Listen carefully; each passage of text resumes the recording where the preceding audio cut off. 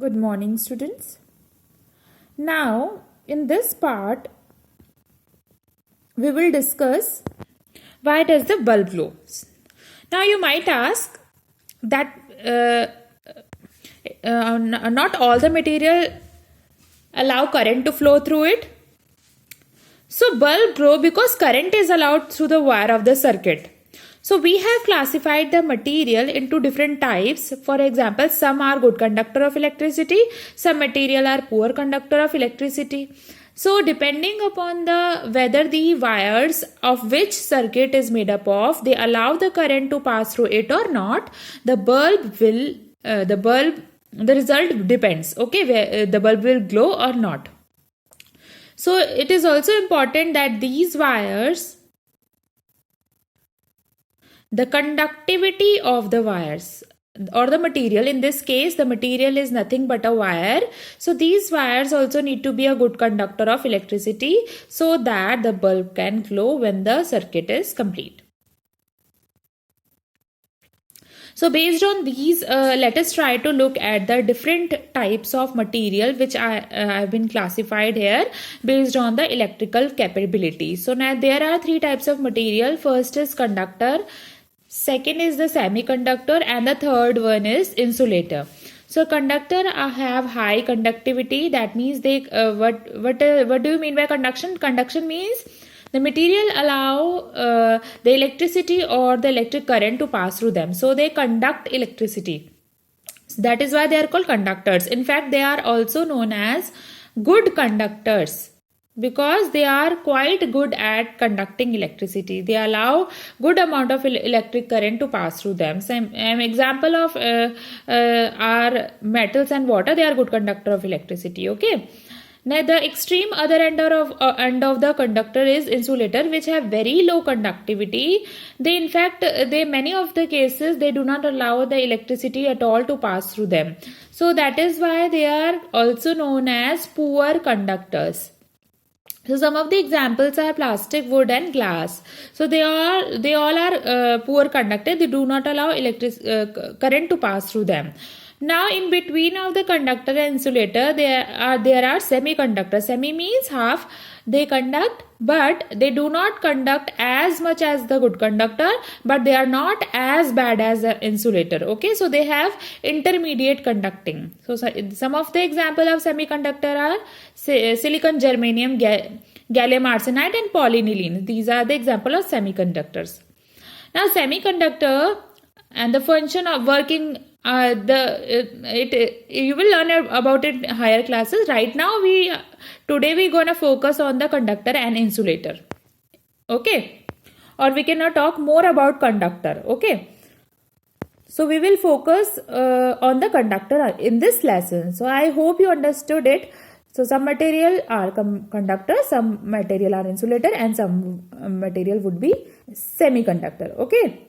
Now we prefer to use the term good and bad conductor or a poor conductor rather than conductor and insulator. Okay. Now the question is, how do I know if a substance is a good conductor of electricity or a poor conductor? Like in the previous part, I gave you good example of a poor conductor, and I gave you some example of good and poor conductor. Like water is a good conductor, plastic is a poor conductor, but there are so many other substances which we see around us. Now how do we know which one is allow electricity to pass through it and which one will not? So for that purpose, we make use of a device called tester. So the job of this tester is to test the conductivity of a substance, whether it is a solid, a liquid, or the tester can test the conductivity. So it is a device or setup to test the electrical conductivity of an object. So when I say electrical conductivity, conductivity means the property of a substance to conduct electric current. The property of a substance to allow electric current to pass through it. So how well or how badly a substance allow electricity to pass through it. So that is what we mean by conductivity of an object.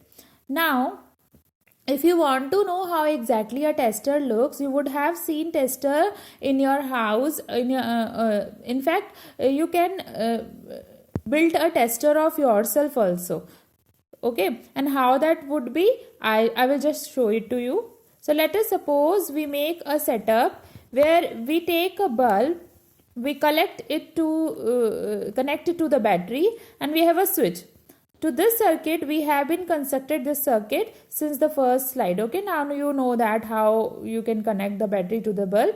Now in between that circuit, you also connect this substance. What is it? Here it is, this substance is a metal, maybe any metal, small cylinder, or any metal object. Now what do we want to do is this circuit which will actually act as a tester. So this circuit will tell us whether this object, it is metal, is a good conductor or a poor conductor of electric current. Now what do? You switch it on. As soon as you switch it on, if this metal is a good conductor, right, in that case it will allow current to pass through it, right, and if it allow current to pass through it, then this complete circuit will complete and the bulb would glow. As soon as we switch it on, the bulb glow. Okay, because the circuit is completed, the path is provided for the current to flow. Secondly, since all these material, the wire, the object, they all allow electricity to pass through it, that is also a reason that the bulb would glow. So this shows that this object is a good conductor. So we can say that metal is a good conductor. Now let us see, we taken another example, another substance. Now the same circuit which will act as a tester, but instead of the metal, now we have plastic. Okay, so now what happened? Again you switch it on. Now when you switch it on, the circuit is completed, path is complete. Since this object does not allow electricity to pass through it, therefore the bulb did not glow. Okay, because the bulb glow, that means the object is a good conductor. If the bulb does not glow, that means the object is a poor conductor. So we can say that this is a poor conductor of electricity and this is a good conductor of electricity. So this is how a tester looks like. So this can be your tester because it can be created by you in a very simple way. But how exactly a tester look is like this. So they are used for many purpose. They have a 1 meter box where it is actually used to measuring the current and voltage. It acts as a tester as well. Okay, so normally you will see that there are two lids, one is red and one is black leads are there. These are the free ends. Whenever you want to test something, what do? You will connect these two tester through the two free ends, and then and how we created with ourselves, that we connected with a battery and a bulb. We do not join it. So these two would be the free ends, like these two ends. Now whichever substance we want to check or we want to test for, what do? We will connect these two free ends of the tester to that particular substance. Okay, like this. Now how do we test that the tester is working fine? So testing a tester. Okay, now in that case, instead of taking another system, we just join the free ends of the tester. Now when you join it, the circuit become complete, therefore the bulb should glow. So if the bulb glow, that means the tester is working fine. Now in the similar way, you can test the tester which is present here, which is shown in the picture. They join the two ends and you will see that some reading should be shown here. Okay. Okay. Till now we have been talking only about the simple circuit of a bulb glowing when we switch it on. So we saw that the bulb glows only when the circuit is complete. The bulb glows only if the circuit element is allow current to pass through it. So now the question is, what is there inside the bulb which allows to glow when current passes through it? And I explained it to you in the previous part. Okay, you should know that what exactly is present, and I told you that it is a filament, and I told you it is made up of a good conductor, that is a tungsten. Now we talk about the next thing, that do liquid conduct electricity? So far we are talking about good conductors and poor conductors of electricity. So now we are focusing only on the liquids. Is it that all liquid are good conductor, or all of them are poor conductor, or some of them are good and some of them are poor? So let us try to make use of our tester with various liquids. So let us start with distilled water. Distilled water is nothing but a pure water. So this water doesn't contain any sort of impurities. No added salt, no acid, no chemicals, nothing. It is completely pure. Now what was found that when we inserted the free ends of that our tester, okay, now you see that these two ends they are not touched. So what is there in between? In between these two ends we have distilled water. Now what should happen? If distilled water is a good conductor of electricity, then as soon as we dip the free ends, it should get completed. The circuit get completed because and if it is good conductor, the current should flow and the bulb should glow. But what is happening? The tester says that the bulb is not glowing. That means the circuit did not get completed, which proves that distilled water is a poor conductor of electricity. Now you might say that why you are talking about good and bad conductor? You said that water is a good conductor, but now you are saying that it is a bad conductor. Right now I am talking about distilled water, that means purest form of water which does not contain anything in it. So pure water is always a poor conductor of electricity. Okay, now let us see when this water contain a little bit of impurities or added salt. So let us consider it is a tap water. So instead of distilled water we take tap water here, and that is not the pure, and they contain mineral salts and so many other stuffs in it. So when you connect your tester to the tap water, what do you see? That the bulb glows. So this shows that it is a better conductor of electricity or a good conductor of electricity, because the bulb is glowing. Now when the same tap water you add a little bit of salt, so you are purposely adding some salt to it. Now what do you see? You see that again the bulb glows. In fact, now the glow of bulb is more. In this case the bulb is little dim, but here bulb glow properly. So this shows that the salt solution is more conducting to electricity, or a better conductor of electricity, right? So what do we observe from this? That yes, liquid conduct electricity, but that doesn't mean that all liquid conduct electricity in a similar way. Some of them will conduct very easily. Some of them will be poor conductor of electricity, that they will conduct electricity only certain conditions. Like here, if you look at both the difference between a tap and salt solution, you see that bulb in case of salt solution, it is glowing more brightly than compared to the tap water, because the tap water doesn't conduct electricity that properly. Okay.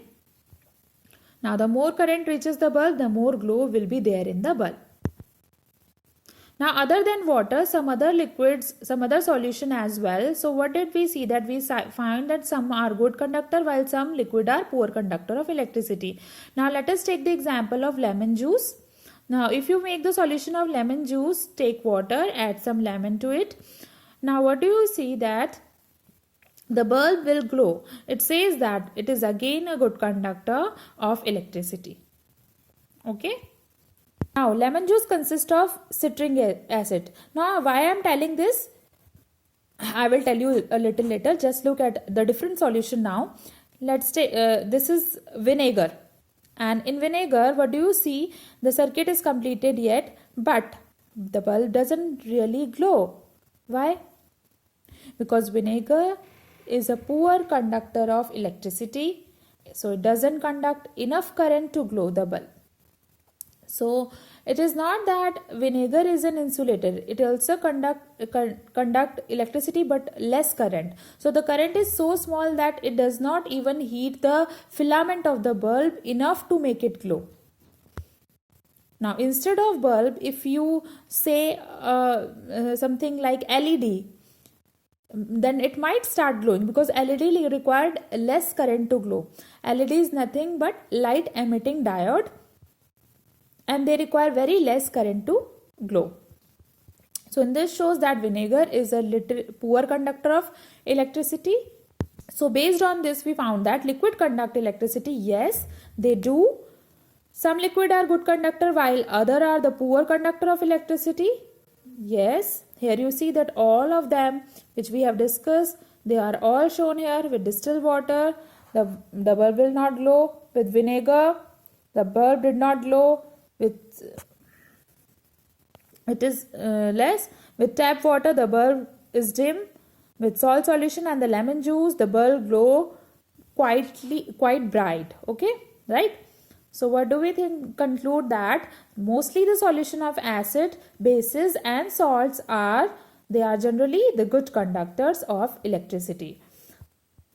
So this way we see that there are many such liquids also which conduct only at certain situation. So if you look at each of these stuffs which we have spoken about, so you can see that most of them containing an acid or a salt or a base. Okay, that's why they are good conductor. Okay, so this is enough for today, students, and in the next video I will explain you how you can use the lemon as a battery, because lemon can also be used as a source of current. Okay, I will tell you about this in the next video. Okay, thank you, students.